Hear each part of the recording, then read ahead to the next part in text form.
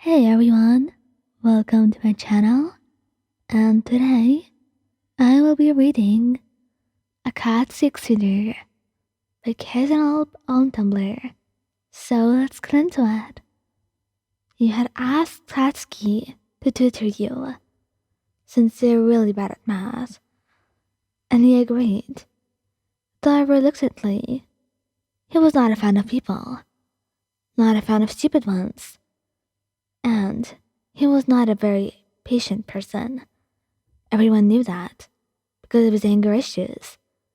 And yet, something inside of him prompted him to agree, which brought him to right now, where both of you are sitting on your bed, face to face, studying the devil itself, maths, who was trying to drill the formulas into your head, occasionally hitting you on the head with a rolled up copybook and giving you small kisses on the nose when you got things right. It was a good incentive. I knew that, since not a lot of things got you going, especially when mathematics was such a boring subject that took a lot of energy out of you.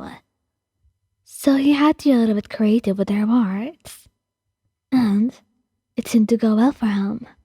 Eventually, though, you were starting to get tired and drained after absorbing all of that info.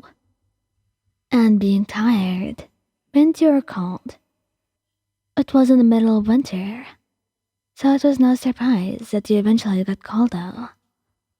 So, in the middle of your very heated, very intense study session, you stopped telling him you're cold and were gone to get something to cover up.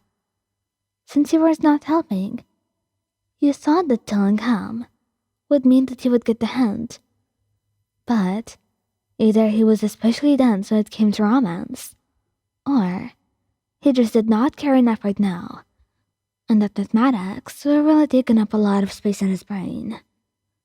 Katsuki only rolled his eyes as he watched you, not even thinking twice about it, before going back to continue with his work. But apparently, he should have thought more about it. He really should have, because right now, he regrets not doing so. Because right now, at this very moment, you start pulling out one blanket after the other. Multiple blankets, all in your arm. And this boy had to do a double take with the amount of blankets around you that you were laying on the bed. You had practically made a whole ass nest around you in your work. Him on the outside, and Katsuki could only stare at you, completely speechless, wondering if he's wasting his breath questioning you about it. And you only stared at him like he was stupid. He just shook his head and continued studying. But Katsuki was Katsuki. Katsuki was a competitive boyfriend. Katsuki was many things, but Katsuki was most of all very competitive. And after a while, he undoubtedly started low-key getting jealous. Of the blanket? No, not really. Katsuki would not be that petty. He was not jealous of the blanket, but he was jealous of the sentiment behind it.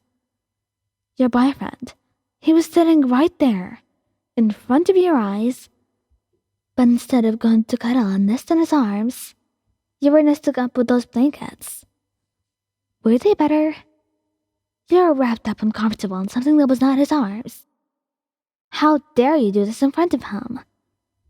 Thinking back though, perhaps this could have been avoided if he just listened to you, telling him that you were called over and over, but he just ignored that, thinking you just needed an excuse to take a break.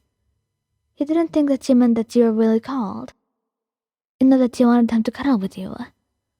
And now he was paying the price, watching you cuddle up with some blankets instead. You saw Katsuki eyeing you, and Nellie looked up at him with a totally confused look, not understanding what was really going on. How could you, when he was being such a mystery?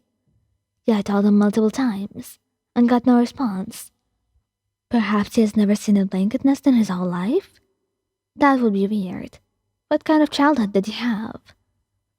Katsuki grunted, and turned his head away from you, hoping that you would just let it go. He could deal with that.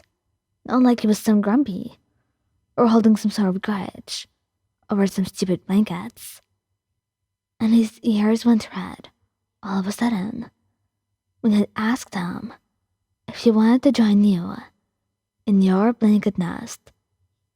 That was totally out of pocket, and it caught him off guard. Katsuki looked up at you, staring at you as if you were insane, asking why he would ever want to be suffocated in blankets. But you managed to convince him. During that, you would scratch his head or his back if he did. And all of a sudden, Katsuki found himself ditching the books with a loud groan, and reluctantly scooted closer to you. You made a makeshift entrance for him, and he plopped his body on top of yours, head resting on your chest, as he placed one of your hands on his head and the other on his back, closing his eyes. He pulled the blankets closer to your bodies and scratched his head and rubbed his back, just like you said you would. Katsuki felt like he was in heaven, being with you in a cozy nest of blankets, and getting head scratches and back rubs was the best feeling.